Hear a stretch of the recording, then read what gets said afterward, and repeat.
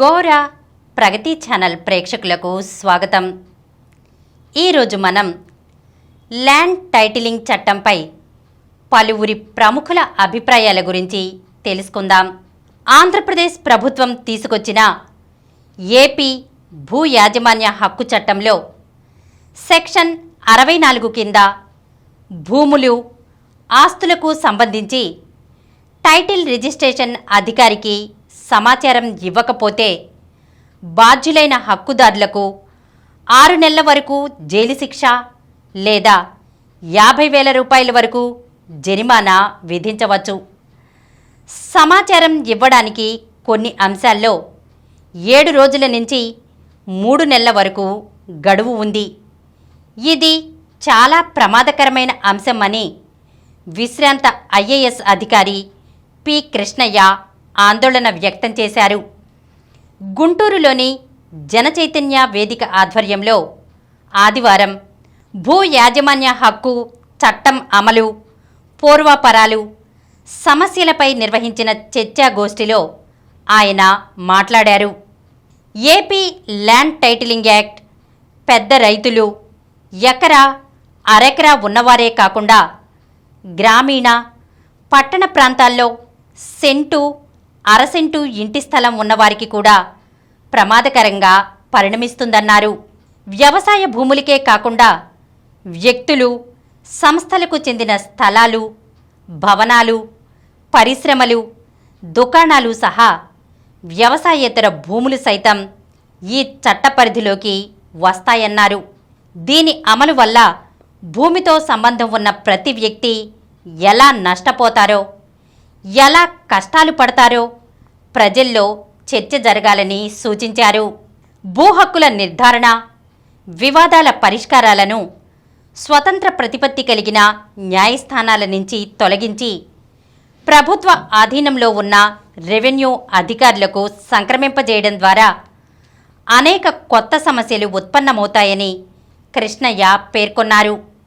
చట్టం అమలు చేసేందుకు సిఎస్ స్థాయి అధికారి చైర్మన్గా ఆంధ్రప్రదేశ్ ల్యాండ్ అథారిటీని ఏర్పాటు చేస్తారు. దీని ద్వారా అధికారులు నియమించే విధానం రహస్యంగా ఉంచడం అనుమానాలకు తావిస్తోంది. టీఆర్ఓలుగా ఏ శాఖ నుంచి ఏ స్థాయి వారిని నియమిస్తారో చట్టంలో స్పష్టత లేదు. టీఆర్ఓలు చేసే తప్పిదాల వల్ల కొందరి జీవితాలు నాశనమయ్యే ప్రమాదం ఉంది. అస్మదీయులు, చిన్న స్థాయి అధికారులకు కీలక పదవి అప్పగిస్తే వారిని భయపెట్టి ప్రభుత్వంలోని నేతలు ఆస్తులు కాజేసేందుకు అవకాశం ఉంది అని కృష్ణయ్య ఆందోళన వ్యక్తం చేశారు. ఆంధ్రప్రదేశ్ ల్యాండ్ అథారిటీ చైర్మన్ను ప్రజా సంక్షేమం దృష్ట్యా తొలగించే అధికారం రాష్ట్ర ప్రభుత్వం తన చేతుల్లో పెట్టుకుంది. నీతి ఆయోగ్ చేసిన నమూనా చట్టంలో ఇది లేదు. అంతేకాకుండా 3 అంచెల పరిష్కార వ్యవస్థను అది ప్రతిపాదించగా మన రాష్ట్ర చట్టంలో దాన్ని 2 అంచెల వ్యవస్థకే పరిమితం చేశారు.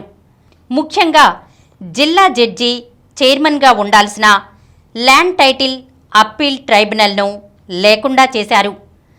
సమాచారం ఇవ్వని, తప్పుడు సమాచారం ఇచ్చే అధికారులపై క్రిమినల్ చర్యలు తీసుకోవాలని నమూనా చట్టంలో ఉంది. రాష్ట్ర ప్రభుత్వం ఆ అంశాన్ని తొలగించింది. భూ హక్కుల రికార్డులు, ఛార్జీలు, ఒప్పందాలు, వివాదాల రికార్డులను ల్యాండ్ అథారిటీ నిర్వహిస్తుంది.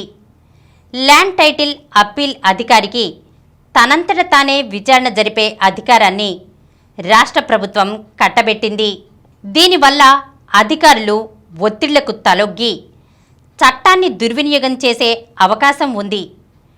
టైటిల్ రిజిస్ట్రేషన్ అధికారి, ల్యాండ్ టైటిల్ అప్పీల్ అధికారి ఉత్తర్వులను సివిల్ కోర్టులో ప్రశ్నించే అవకాశం లేదు. టైటిల్ అప్పీల్ అధికారి ఇచ్చిన ఆదేశాలను హైకోర్టులో రివిజన్ రూపంలో మాత్రమే సవాల్ చేయొచ్చు. దీంతో ఎక్కువ సంఖ్యలో కేసులు హైకోర్టుకు చేరతాయి. ఇప్పటికే ఉన్నత న్యాయస్థానంలో పెద్ద ఎత్తున కేసులు పెండింగ్లో ఉన్నందున భూ వివాదాల పరిష్కారం మరింత జాప్యమవుతుంది. స్థిరాస్తుల కేసులు కోర్టులో పెండింగ్లో ఉంటే వాటిని 3 నెలల్లోపు టీఆర్ఓ వద్ద నమోదు చేయించుకోవాలి. జడ్జిమెంట్లు, ఆర్బిట్రేషన్, సెటిల్మెంట్ వివరాలను ఉత్తర్వులిచ్చిన 7 రోజుల్లోగా టీఆర్ఓ వద్ద నమోదు చేసుకున్న తర్వాతే నిర్ణయాలు అమల్లోకి వస్తాయి. ఒక స్థిరాస్తిపై జరిగే లావాదేవీల వివరాలన్నీ టీఆర్ఓకు సమర్పించాలి. ఆయన విచారించి సంతృప్తి చెందినప్పుడే అధికారికంగా రిజిస్టర్లో నమోదు చేస్తారు. ఇది పూర్తయితేనే లావాదేవీని నిర్ధారిస్తారు అని కృష్ణయ్య వివరించారు. ఆల్ ఇండియా లాయర్స్ యూనియన్ జాతీయ కార్యనిర్వాహక అధ్యక్షుడు సుంకర రాజేంద్ర ప్రసాద్ మాట్లాడుతూ, రాష్ట్ర ప్రభుత్వం ప్రజల హక్కులను హరించే విధంగా 14 చట్టాలకు వ్యతిరేకంగా ల్యాండ్ టైటిలింగ్ యాక్ట్ తీసుకొచ్చింది. దీన్ని రద్దు చేయాలని న్యాయవాదులంతా ఉద్యమం చేసినా ప్రభుత్వం స్పందించలేదు. న్యాయ నిపుణుల ప్రమేయం లేకుండా రూపొందించారు. ప్రజల ఆస్తులను రెవెన్యూ అధికారుల చేతుల్లో పెడుతున్నారు అన్నారు.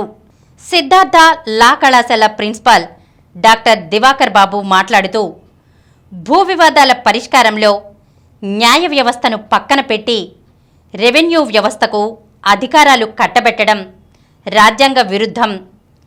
ఈ చట్టం వల్ల ఆదివాసీలు, బలహీన, వెనుకబడిన వర్గాలు, ఎస్సీ, ఎస్టీలకు ఎక్కువ నష్టం వాటిల్లుతుంది. హక్కుదారుల పేర్లు రిజిస్టర్లో నమోదు చేసినప్పుడు నోటీసులు ఇవ్వకుండా కేవలం ప్రభుత్వ వెబ్సైట్లో ప్రకటించడం హాస్యాస్పదం. రైతుల భూములు తీసుకుని కార్పొరేట్ సంస్థలకు అప్పగించే ప్రయత్నమే ఈ చట్టం ఉద్దేశమని తన అభిప్రాయాన్ని తెలియజేశారు. హైకోర్టు న్యాయవాది నర్రా శ్రీనివాసరావు తన అభిప్రాయాన్ని ఇలా తెలియజేశారు. ప్రభుత్వం తీసుకొచ్చిన చట్టం వల్ల ప్రజలకు అన్యాయం జరుగుతుంది.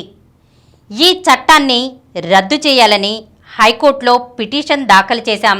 ప్రస్తుతం అమలు చేయటం లేదని ప్రభుత్వం తరపు న్యాయవాదులు కోర్టులో చెప్పారు. ఇది అమల్లోకి వస్తే భవిష్యత్తులో తీవ్ర పరిణామాలు ఎదుర్కోవలసి ఉంటుంది అని తెలిపారు. ఈరోజు మనం ల్యాండ్ టైటిలింగ్ చట్టంపై పలువురి ప్రముఖుల అభిప్రాయాల గురించి తెలుసుకున్నాం కదా. రేపటి ఎపిసోడ్లో ఉమ్మడి రాష్ట్ర హైకోర్టు విశ్రాంత న్యాయమూర్తి జస్టిస్ ఎం సత్యనారాయణమూర్తి మరికొంతమంది ప్రముఖుల అభిప్రాయాల గురించి తెలుసుకుందాం.